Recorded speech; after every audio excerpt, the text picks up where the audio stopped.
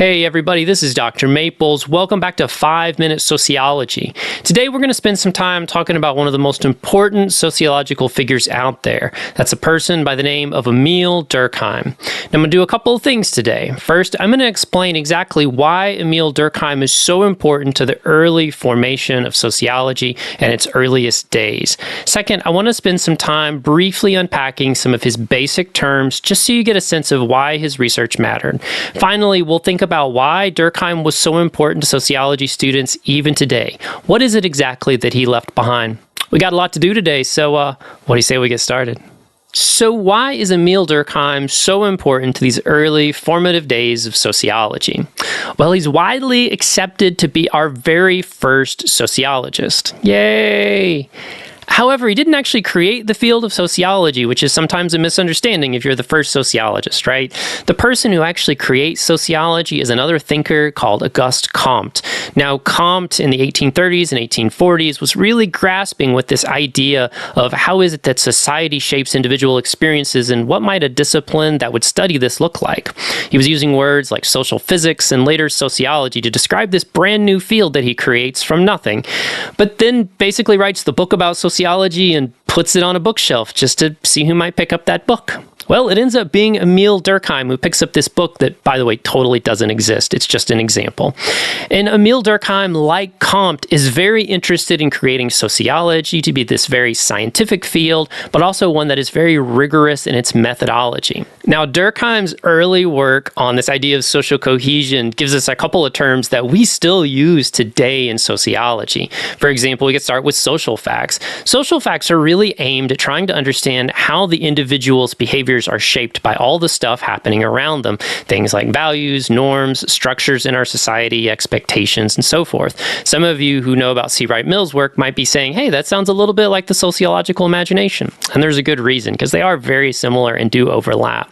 Likewise, there's a sense of anomie, which is where the individual is left with a disconnect between what's expected of them, or a sense of like they don't understand what norm they should follow in this situation. For my students today, I actually like to think about the housing crisis. You're being told on one end that, hey, you're supposed to have a family and get a house and build your wealth. But at the same time, you're like, hey, I can't afford my rent, much less a family and buying a house. What am I supposed to do? There's a sense of anomie because you're not exactly sure what's expected of you going forward, because there's just this very clear disconnect between expectations and your ability to actually live up to those expectations. We can also think, too, about mechanical and organic solidarity, which I love these terms. These basically try to understand how we feel different levels of cohesion based on different levels of, or rather divisions of labor. So for example, here he's thinking maybe about the move from very tight-knit rural communities where you know everyone who makes the stuff that you use, such as you know the person who makes your shoes, and you have trades with them to do other needs that they have. But then you move to a city where you don't really know anybody, but like you get your services from total strangers. Both of these end up working, but they have different levels of cohesion.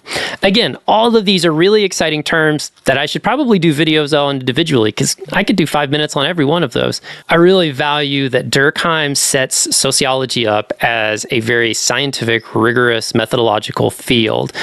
Comte was thinking about methods, but he had a more philosophical lilt to his work. With Durkheim, he was on the ground thinking about quantitative, qualitative methods, hand-cranking statistics, because that was a thing back then, and thinking even like how we would not only teach research design, because he wrote probably what was the first sociological methods book, but also how we would teach sociology and sociology research design to other people. So in that sense, he's also writing probably one of our earliest pedagogical guides. And as an example of this too, his book, well, I can't say the title of it because every time I do in a YouTube video, it gets flagged. You won't have any trouble finding it on his Wikipedia page. But he writes this amazing book quantitatively studying this idea of why mortality rates might change based on things like social cohesion. So there we have it, folks. A quick summary of Durkheim's work, his interests, some terminology he used, and most importantly, why he is singularly one of the most important people, if not arguably the most important person in the field of sociology. If you find these videos helpful, please like and subscribe. I love to get your comments below, and if there's a 5-minute video I can make for you, let me know. I gotta go because I bet this video is running long. I'll see you later. Take care.